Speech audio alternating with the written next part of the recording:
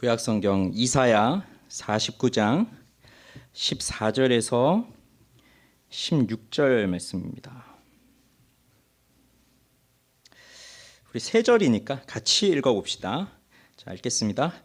오직 시온이 이르기를 여호와께서 나를 버리시며 주께서 나를 잊으셨다 하였거니와 여인이 어찌 그 젖 먹는 자식을 잊겠으며 자기 태에서 난 아들을 긍휼히 여기지 않겠느냐. 혹시 잊을지라도 나는 너를 잊지 아니할 것이라. 내가 너를 내 손바닥에 새겼고 너의 성벽이 항상 내 앞에 있나니. 아멘. 2024년 마지막 금요 기도회입니다. 마지막이라고 하는 것은 때로는 아쉬움도 있고요. 또 때로는 기쁨이 밀려오기도 합니다. 마지막이라고 해서 다 끝나버리는 것이 아니라 또 새로운 시작을 할 수 있는 기대가 있기 때문에 또 한편으로는 아쉽지만 또 한편으로는 또 기쁘기도 하죠. 그래서 오늘도 우리는 이 자리에 소망을 갖고 나왔습니다. 비록 우리가 살아온 2024년 이 1년의 시간이 우리가 기대했던 것만큼 잘 살아오지는 못했을 수도 있지만 그래도 우리에게는 새로운 희망이 있기 때문에 또 오늘 이 자리에 나왔습니다. 그렇죠? 그런데 새로 시작한다는 희망마저도 없는 경우도 있어요. 우리는 그렇게 희망을 가지고 있지만 또 많은 사람들은 희망조차도 없는 상태에 있는 사람들도 있습니다. 그런 상태가 어느 상태일까요? 오늘 우리는 이사야 49장의 한 부분을 읽었습니다. 이사야 40장부터는 이스라엘의 회복에 대해서 말씀하고 있습니다. 하나님께서 택한 종을 통해서 이스라엘을 회복하시고 또 앞으로 바벨론으로 포로로 끌려가겠지만 또 다시 돌아오게 하실 것에 대한 그 말씀을 하고 계세요. 그러니 지금 이 부분은 희망이 넘치고 소망이 넘치는 그런 부분입니다. 그렇지만 이스라엘을 보면 늘 그렇지 않아요. 여전히 불안하고 또 불평이 있습니다. 그럼에도 하나님은 계속해서 이들을 안심시켜 주시고 사랑하고 계시다는 것을 확인시켜 주거든요. 그것이 오늘 본문에 잘 나타나 있습니다. 자, 14절을 보십시오. 읽겠습니다. 같이 읽습니다. 오직 시온이 이르기를 여호와께서 나를 버리시며 주께서 나를 잊으셨다 하였거니와. 자, 여호와께서 나를 버리시며 주께서 나를 잊으셨다. 이런 말을 하고 있는 거예요. 시온이, 즉 이스라엘 백성들이. 우리도 살아가면서 이런 생각을 한 적이 있을 겁니다. 주께서 나를 버리셨구나, 나를 잊으셨구나, 이런 생각을 한 적이 있을 겁니다. 어쩌면 오늘도 이 생각을 하면서 살았을 수도 있습니다. 그런데 우리는 언제 이런 생각을 합니까? 하나님이 나를 버리셨구나, 나를 잊어버리셨구나. 언제 이런 생각을 하죠? 내가 바라던 일이 이루어지지 않아서 마음이 상하게 되었을 때, 그래서 이런 상황이 못마땅하고 그래서 희망마저 사라져버린 그러한 상황에 빠졌을 때 우리 이런 생각하지 않습니까? 이럴 때 우리는 뭐라 그러죠? 이러한 때를 낙심, 낭망, 절망, 불평, 원망, 다 떠올려 봤어요. 비슷한 말들, 낙심하고 낭망하고 절망에 빠지고 불평하고 원망에 빠지고 다 비슷한 말인 것 같지만 또 사실 그 이 단어마다 다 뜻이 있거든요. 성경에 보면 이러한 상황을 잘 보여주는 사건이 있어요. 민수기 14장입니다. 민수기 14장에 보면 온 회중이 소리를 높여 부르짖었고 밤새도록 통곡했다고 나와요. 이스라엘 백성들이. 왜 그랬느냐? 이유는 정탐꾼들이 돌아왔습니다. 그래서 가나안 땅을 보고 돌아온 걸 보고를 하는데 갈렙과 여호수아 두 사람 빼고 나머지 10명은 그 땅들이 너무 좋다. 정말 젖과 꿀이 흐르는 땅이다. 그런데 그 땅 사람들을 보니까 너무 강하더라. 우리가 보기에 그들하고 우리를 비교해 보면 우리는 메뚜기 같더라. 아마 그들도 우리를 보면 그렇게 생각할 것이다. 이런 보고를 하니까 사람들이 그걸 듣고 깊은 낙심에 빠진 거예요. 젖과 꿀이 흐르는 땅에 들어갈 것을 기대하면서 애굽에서 나왔는데 이제 그 땅에 들어가지 못할 것이라고 하는 마음이 생기면서 마음이 팍 상해버린 거죠. 그러니까 낙심하게 된 거예요. 낙심은 바라던 일이 이루어지지 않아서 마음이 상한 거예요. 마음이 상했죠. 그 땅에 들어가지 못할 거라고 생각하니까. 그러니까 낙심하게 되고 이어서 낭망에 빠집니다. 낭망이란 거는 희망을 잃어버린 거예요. 희망을 잃어버렸어요. 젖과 꿀이 흐르는 그 가나안 땅에 들어가면 우리는 잘 살 수 있을 거야. 그 희망을 가지고 애굽에서 나왔는데 거기 못 들어갈 것이다라고 하니까 희망이 다 희망이 없어졌고요. 그 희망이 없어진 것이 깊어지면 무슨 상태에 가요? 그게 절망이에요. 절망은 희망이 다 끊어진 거예요. 희망이 다 끊어져 버렸어요. 그러니까 불평이 생기죠. 마음에 들지 않아서 못마땅한데 그걸 이제 말로 또는 행동으로 표현하는 거예요. 그러면서 원망에 빠져버립니다. 이건 내가 원하는 바가 이루어지지 않았기 때문에 누군가를 탓하고 불평하고 미워하는 태도거든요. 원망이라는 것. 그래서 민수기 14장에 보면 온 백성들이 모세와 아론을 향해서 원망했다고 나와요. 그리고 이것은 곧 여호와 하나님을 향한 원망이죠.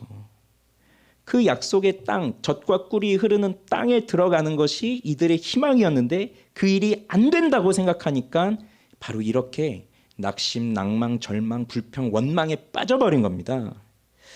그렇게 되면 어떻게 될까요? 이렇게 되면 하나님의 말씀이 더 이상 들리지를 않습니다. 그리고 그 말씀을 들으려고 하지를 않아요. 그러면서 바로 이 낙심과 절망과 원망에 빠진 사람들은 죄로 빠져들어가게 돼요. 죄로. 그래서 우리는 살면서 낙심해 본 적 있으시죠? 낭망해 본 적도 있으시죠? 절망에 빠진 것 같은 상황에도 있어 보셨죠? 또 불평해 보셨죠? 원망해 보신 적 있으시죠?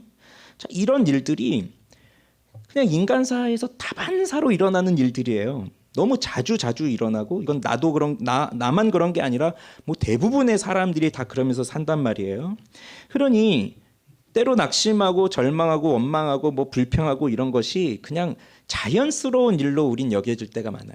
사람 살다 보면 그럴 수도 있지. 뭐 그렇게 원망할 수도 있지. 그러나 이러한 마음의 상태를 하나님 앞에서 본다면 이건 사실 바람직한 일은 아닙니다. 좋은 일은 아니에요. 사실 하나님 앞에서는 굉장히 나쁜 일이에요. 낙심한다거나 낭망한다거나 불평하고 원망한다거나 이건 하나님 앞에서 굉장히 안 좋은 일입니다. 특히 우리가 하나님을 믿고 하나님을 의지하면서 살아가는 사람들이라고 한다면 하나님 앞에서 낙심에 빠지는 건 더 잘못된 일이에요. 왜냐하면 결국 이 낙심에 빠지고 그래서 원망에까지 이르게 되는 것은 그 영혼이 지금 병들어 있는 상태다라는 것을 보여주는 증거입니다. 병들어 있는 상태. 여호수아와 갈렙을 보세요. 지금 똑같은 상황입니다.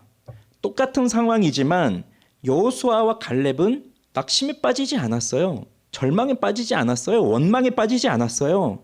오히려 하나님이 하실 일을 기대하면서 저들이 우리의 밥이다. 그러면서 우리 하나님을 신뢰하면서 가자.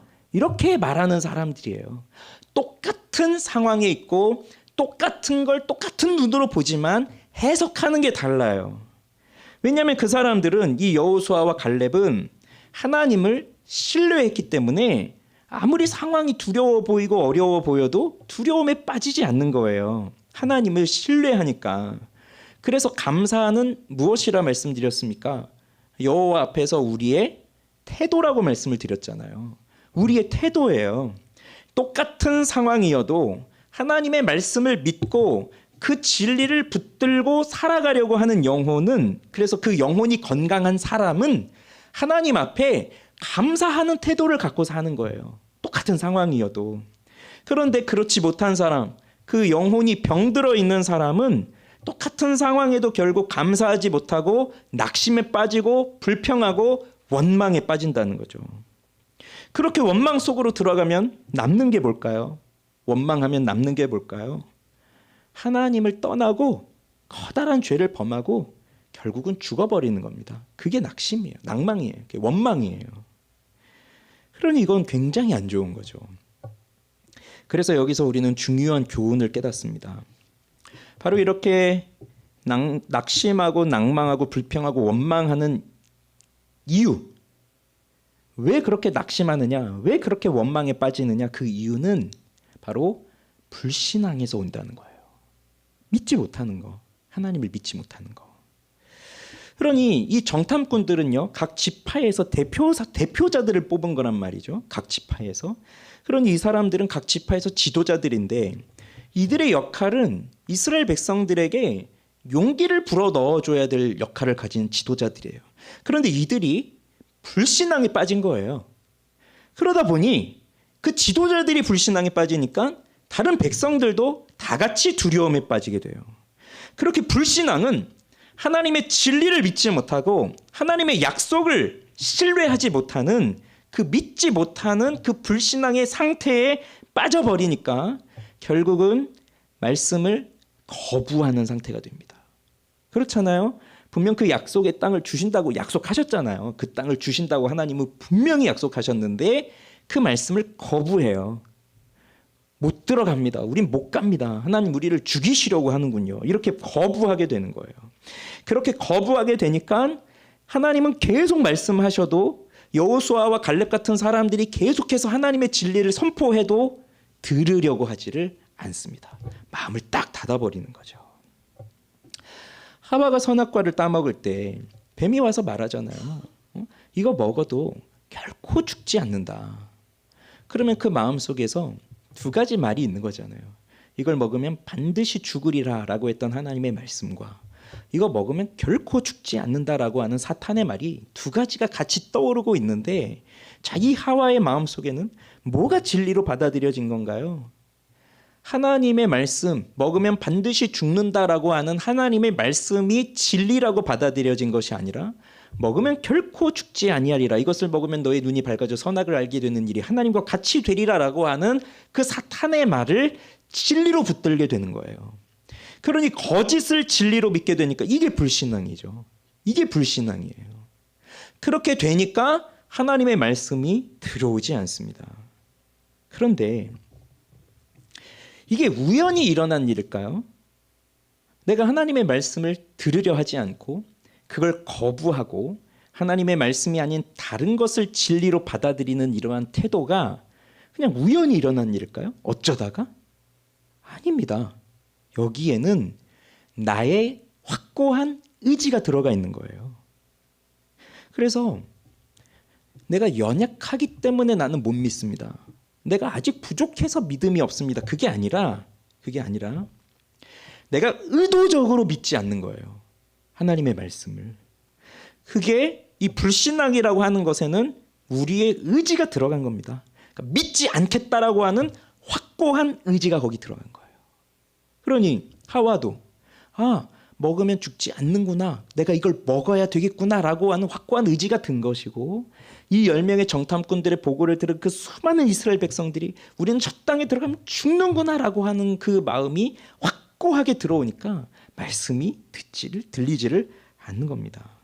그러니 이 이사야 말씀에서도요, 이 49장에도 보면 하나님은 종을 택하셔서, 자, 이 종이 이제 메시아를 말하는 것인데 그 종을 택하셔서 위대한 그 구원을 이루겠다라고 하는 말씀을 이제 쭉 하고 계신 거예요, 앞에서. 그러니 하나님은 이 백성들에게 계속해서 희망을 주시고 소망을 불러일으켜주는 그 말씀을 계속 주시는데, 그런데 이스라엘 백성들이 뭐라고 하냐면 그러한 하나님의 말씀, 희망을 준 하나님의 말씀을 나는 믿지 않겠다라고 작정하고 있는 거예요, 확고한 의지로.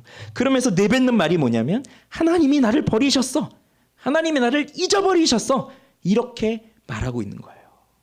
자기들이 믿지 않으려고 확고한 마음을 정해놓고 하나님이 버리셨다, 이렇게 표현하고 있는 거예요. 이렇게 되면 아무리 하나님의 백성이라고 하더라도 이런 상황에 빠지면요, 자기 스스로가 또 말씀을 듣지 않고 이렇게 거부하는 상태에 빠지면요, 그냥 모든 상황을 포기하게 됩니다. 그래서 이스라엘 백성들이 밤새도록 울고 통곡했던 거예요. 그 정탐꾼들의 보고를 듣고. 이게 하나님 앞에서 자신의 연약함을 발견하고, 왜 이렇게 우리가 믿음이 없습니까?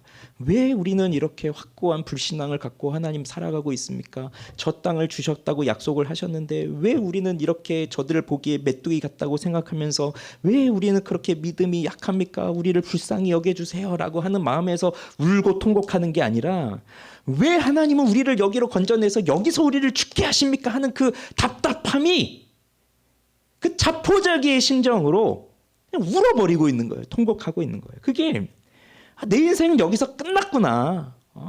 우리 여기서 다 죽어버렸구나. 이제 그 어디에도 희망이 없고 소망이 없구나. 그걸 생각하고 있는 거예요. 그게 모든 걸 다 놔버리는 일이죠. 포기하는 거예요. 그러니 자, 우리들을 봅시다. 우리들이 여기까지 살아오면서 하나님 앞에서 한 번도 이런 마음을 가져본 적이 없습니다. 그건 거짓말이죠. 저도 마찬가지예요. 저도 그런 생각 많이 해봤어요. 우리가 한 번도 하나님 나를 버리셨군요, 하나님 나를 잊어버리셨군요, 이런 생각 안 했다고 한다면 그건 거짓말일 거예요. 우린 살면서 때론 하나님이 야속할 때도 있습니다. 속상할 때도 있어요. 왜 하나님 나한테 이런 일을 주십니까? 왜 지금 이런 상태로 나를 이끌어 가십니까? 왜 하도 많은 그 일들 중에 왜 하필 나를, 그것도 지금 이렇게 나를 이끌어 가십니까? 그런 생각할 때가 종종 있습니다. 그러다 보면 이게 처음에는 그냥 그런 생각을 한번 할 뿐이지만 이게 깊어지잖아요. 그럼 의심이 깊어져요. 그 의심이 깊어지기 시작하면 완전한 불신의 나락으로 떨어져서, 그때 가면요, 차라리 절 죽이십시오, 이런 생각을 하는 거예요. 하나님, 제가 이렇게 살아서 뭐 하겠습니까? 차라리 절 죽이십시오. 그냥 그런 원망과 포기의 순간으로 들어가는 거죠. 그런데 하나님은 우리를 이렇게 살아가기를 원하고 계실까요? 우리가 이렇게 살아가는 걸 원하고 계실까요? 우리더러 이렇게 살라고 그런 어려움들을 우리 가운데 주시는 것일까요? 도대체 하나님의 본심은 무엇일까요? 그게 15절에 나오고 있어요. 15절. 같이 읽어봅시다. 15절. 여인이 어찌 그 젖먹는 자식을 잊겠으며 자기 태에서 난 아들을 긍휼히 여기지 않겠느냐? 그들은 혹시 잊을지라도 나는 너를 잊지 아니할 것이라. 우리 마음속에 들어오는 이 불신앙의 유혹과, 그리고 낙심, 낭망, 절망, 원망, 불평, 이런 것에 빠지게 만드는 그 상황 속에서 우리가 그런데 빠지지 않도록 우리 자신을 잘 붙들어야 돼요. 우리 마음을. 그러기 위해서는 오늘 이 말씀을 잘 기억하고 있어야 됩니다. 그리고 이 말씀을 믿어야 합니다.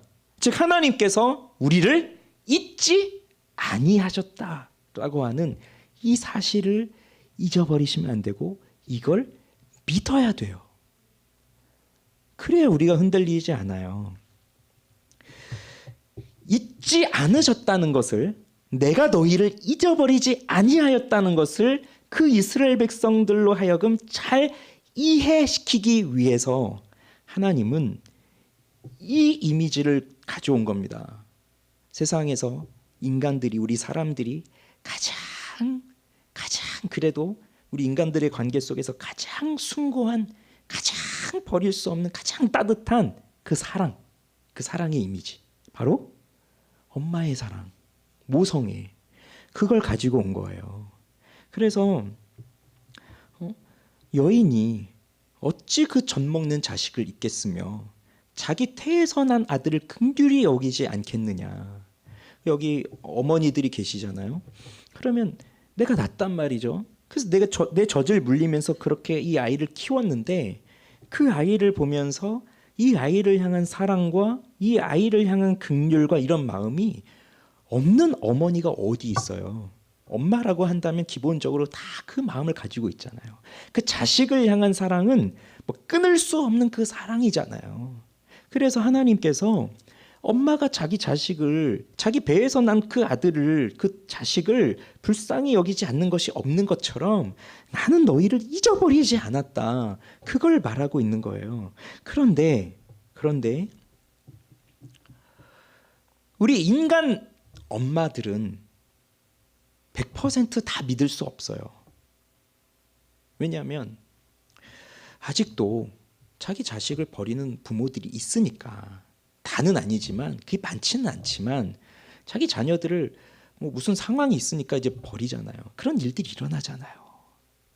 예? 종종 우리 뉴스에서 보지 않습니까?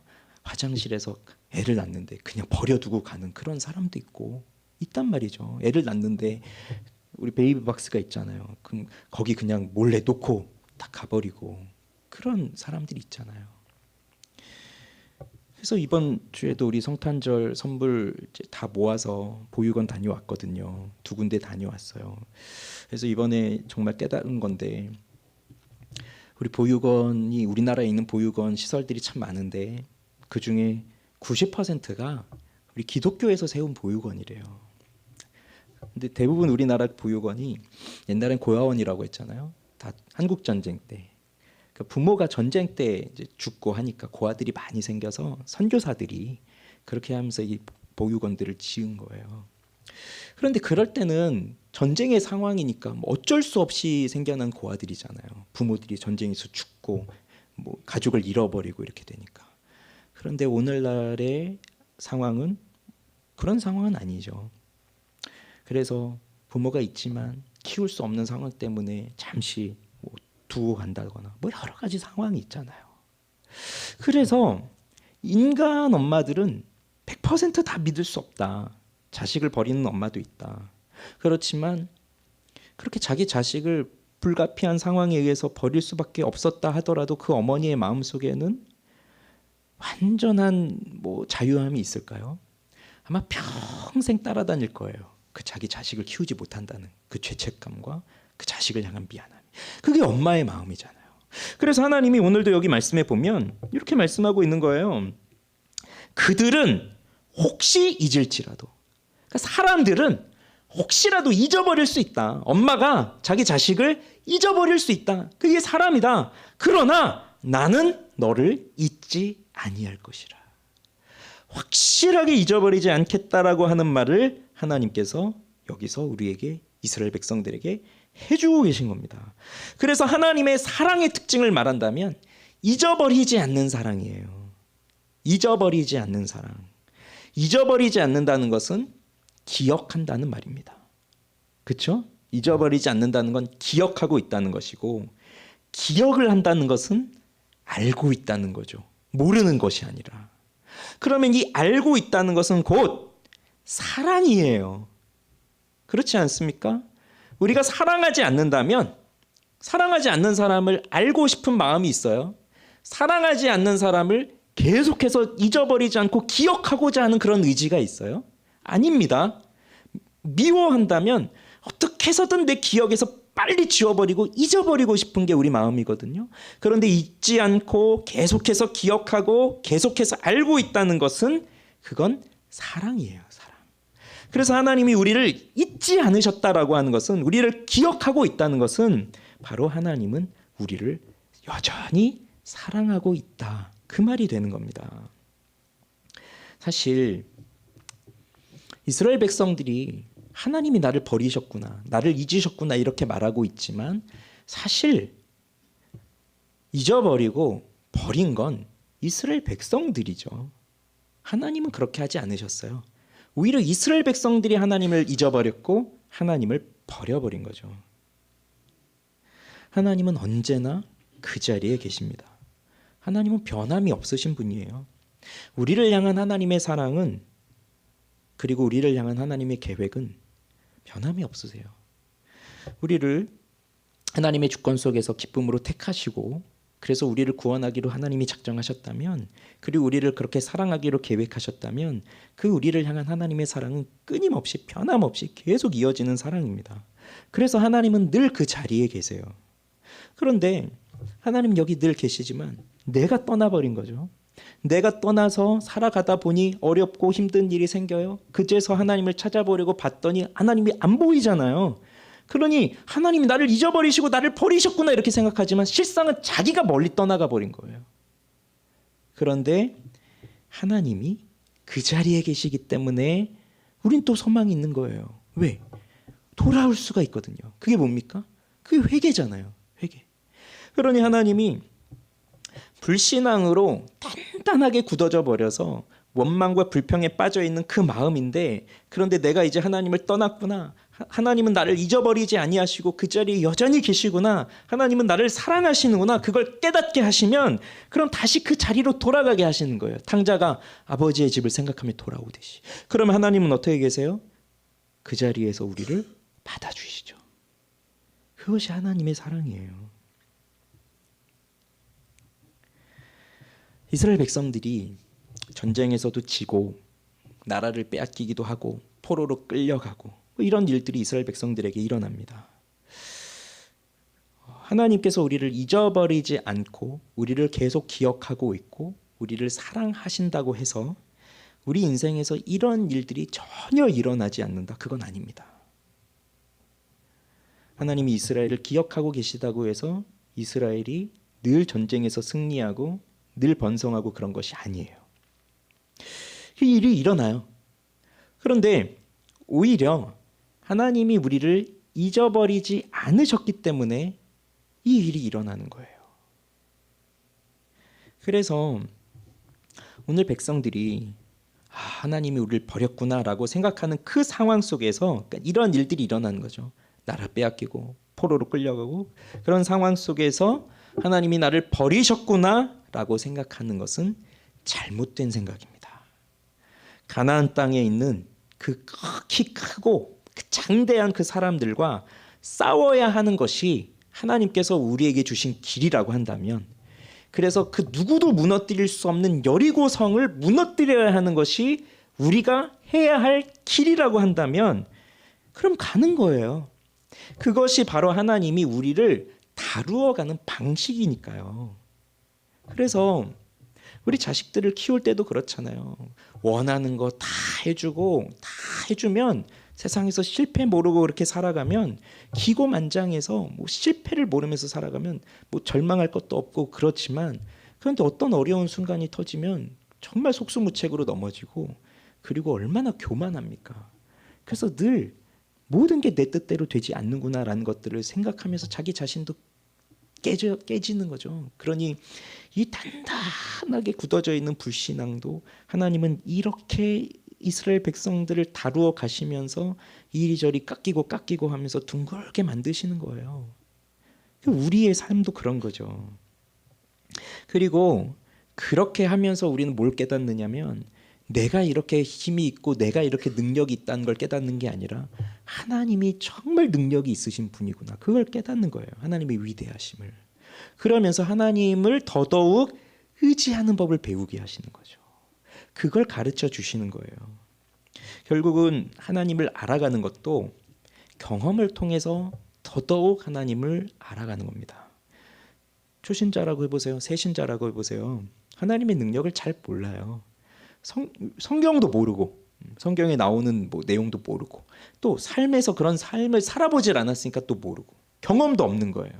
그런데 믿음을 갖기 시작하고 그러면서 성경을 조금씩 배워가고 그러면서 성경에 있는 내용들을 알아가면서 그 일들이 내 삶 속에서도 일어나게 해달라고 기도하게 되면, 그러면 그 기도할 때마다 하나님이 응답하시는 일들이 일어나잖아요. 그것이 반복이 되다 보면 하나님을 더 깊이 알아가는 거예요. 그래서 기도해서 기도의 응답을 받아본 사람은 또 기도하는 거예요. 기도하는데 응답을 받아보지 못한 사람은 기도하면 뭔 소용이 있나 이런 생각을 하면서 기도하지 않지만, 기도하면서 하나님이 응답하시는 걸 하나하나 맛본 사람들은 또 기도하는 거예요. 하나님이 응답하실 걸 알기 때문에. 그래서 고난이 오면 하나님이 또 이번에는 얼마나 멋진 일을 이루시려고 또 나에게 이런 고난을 주시나 하고 기대감을 갖는다는 그런 분도 계시거든요. 얼마나 멋진 믿음입니까? 우리를 잊어버리지 않으셨기 때문에 우리를 이렇게 다루어 가시는 거예요. 그런데 이런 하나님의 사랑이 우리에게 어떻게 보여지느냐. 16절 보세요. 16절 같이 읽어볼게요. 내가 너를 내 손바닥에 새겼고 너의 성벽이 항상 내 앞에 있나니. 여기 보면요, 내가 너를 내 손바닥에 새겼다고 말씀하십니다. 하나님께서 이 이스라엘을 하나님의 손바닥에 새겼다고 말씀하세요. 그러면 이게 무슨 의미냐면, 이 고대 근동에서 노예들은, 보통 노예들이 주인의 이름을 자기 손바닥에 새겼대요. 노예들이 손바닥에다가 주인의 이름을 새긴 거예요. 그런데 오늘 보면 내가 너를 위해, 하나님께서 이스라엘 백성들을 하나님의 손바닥에 이름을 새겼다고 하니까 이거는 지금 반대가 된 거죠. 바뀐 거죠, 지금 자리가.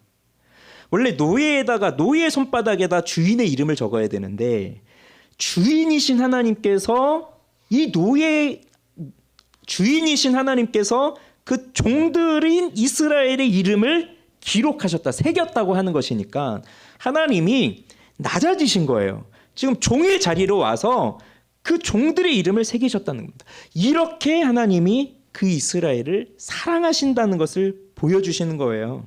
그렇게 하나님이 낮아지시면서까지 우리를 사랑하시고, 그렇게 사랑하셨으니 어떻게 우리를 잊을 수가 있겠느냐, 그걸 하나님이 가르쳐 주고 계신 겁니다. 결혼을 앞둔 남녀가 반지를 교환하고 손가락에 반지를 끼잖아요.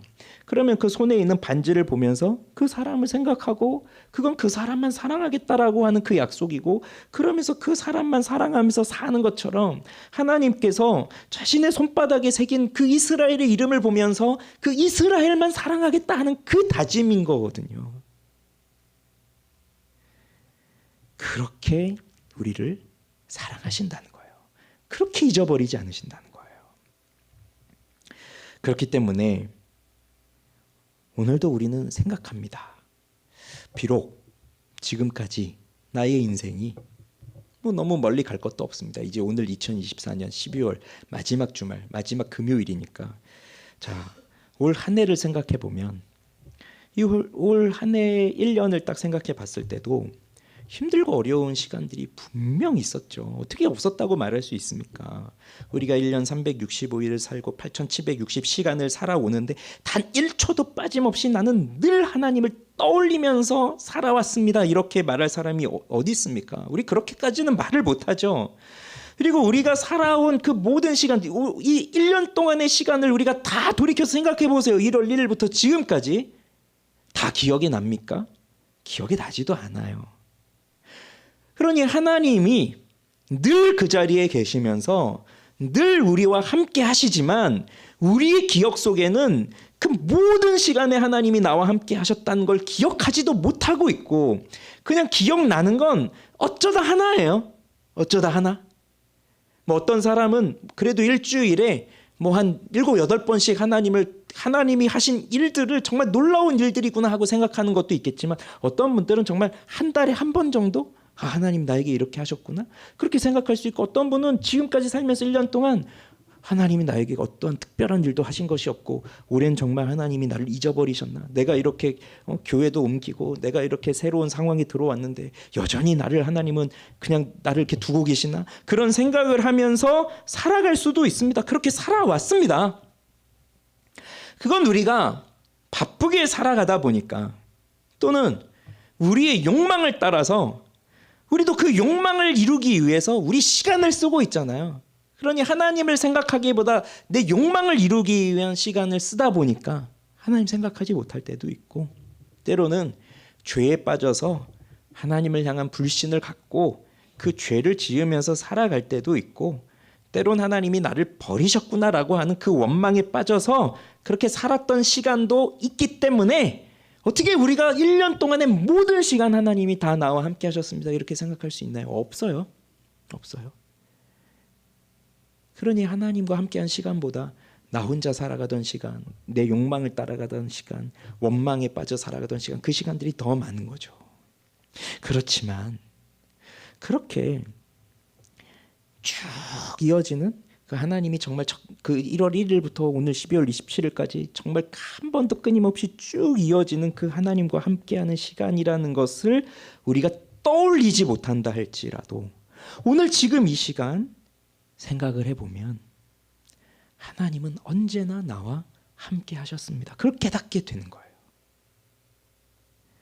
그래서 여러분, 나에게 일어나는 모든 일을 어떻게 우리가 다 이해할 수 있겠습니까? 깨달을 수도 없습니다. 그리고 왜 이런 일을 허락하시는지 알 수도 없습니다. 그렇지만 하나님은 모든 지각에 뛰어나신 분이에요.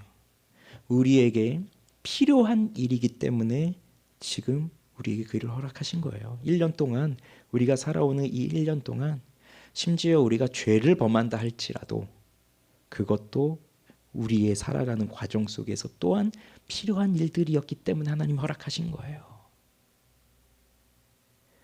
그러니 하나님이 나를 버리셨구나, 나를 잊으셨구나, 이런 생각이 드는 그 순간이 바로 하나님이 내 옆에 가까이 계시는구나, 이렇게 생각할 수 있는 생각의 전환이 있어야 되는 겁니다. 하나님의 일하심을 이해할 수 없어서 불신이 생길 수 있습니다. 그런데 이걸 너무 오래 붙들고 있으면 안 돼요. 예. 하나님에 대한 불신, 하나님 나 잊으셨나 봐, 하나님 나를 사랑하지 않으시나 봐, 이런 생각들을 할 수는 있는데 그 너무 오래 붙들고 있으면 안 돼요. 이런 생각이 들어오면 빨리빨리 우리 머리를 흔들면서 아니야 하고 돌아와야 돼요. 그러기 위해서 오늘 이 말씀을 잊어버리면 안 됩니다. 하나님 우리를 버리지 않으셨어요. 잊어버리지 않으셨어요. 하나님은 자신의 손바닥에 우리의 이름을 새기셨어요. 그러니 오늘 우리는 이 말씀을 의지하고 이 말씀을 믿고 이 말씀 기억하고, 하나님도 우리를 잊지 않으셨다고 하니까 우리가 할 일은 그거예요. 우리도 하나님을 잊어버리지 않는 겁니다. 우리도 하나님을 기억하는 겁니다. 우리도 하나님을 아는 것입니다. 그것이 곧 우리가 하나님을 사랑한다는 거예요. 하나님을 의지한다는 거예요. 그러면서 하나님을 더더욱 신뢰하도록 우리 생각을 붙잡아야 돼요. 그리고 그런 것도 해보면 좋겠어요. 우리가 하나님이 우리에게 어떠한 일을 하셨는가를 좀 기록을 하면 좋겠어요. 왜냐하면 생각하잖아요. 생각하는데 또 시간 지나고 나면 잊어버리거든요. 그러니 1년을 생각해 보지만 1월 달이 어땠지? 2월 달은 어땠지? 3월 달은 어땠지?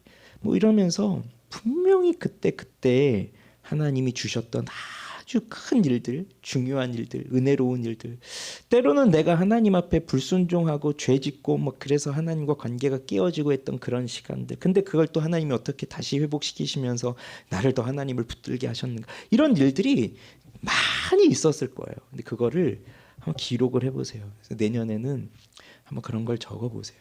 그리고 한 달에 한 번씩 쭉 다시 한번 읽어보고, 또 뭐 6개월 한 번씩 다시 한번 읽어보고, 그러면 내가 어떻게 살았는지를 보면서 동시에 이런 나를 하나님이 어떻게 사랑하셨나 하는 것도 보게 될 거예요.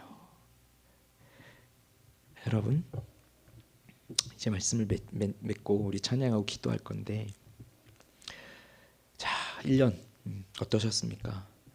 아마 새로움이 있었고 도전도 있었고 또 환경의 변화도 있었고 새로운 시도도 있었고 여러 가지 변화들이 있었지만, 그래서 정말 내가 기대했던 것보다 더 많은 것을 주시는 걸 경험하기도 했었겠지만, 또 그런데 여전히 내가 생각했던 것보다 안 되는 일도 있을 것이고 정말 많은 일들이 우리에게 있었을 거예요. 그렇지만 이거 하나만 기억합시다. 하나님이 나는 너를 절대로 잊어버리지 않았다. 난 너를 버리지 않았다. 내 손바닥에 너의 이름을 새겨두었다. 그걸 꼭 기억하시고, 그래서 그 하나님 꼭 붙들고 살아가는 우리가 되기를 바랍니다. 그래서 우리를 잊어버리지 않으셨음으로 인하여 감사합니다. 그게 우리의 감사의 제목이 되면 좋겠어요. 우리를 잊어버리지 않으심으로 감사합니다. 그 믿음으로 사는 우리가 되기를 바랍니다. 우리 찬양합시다.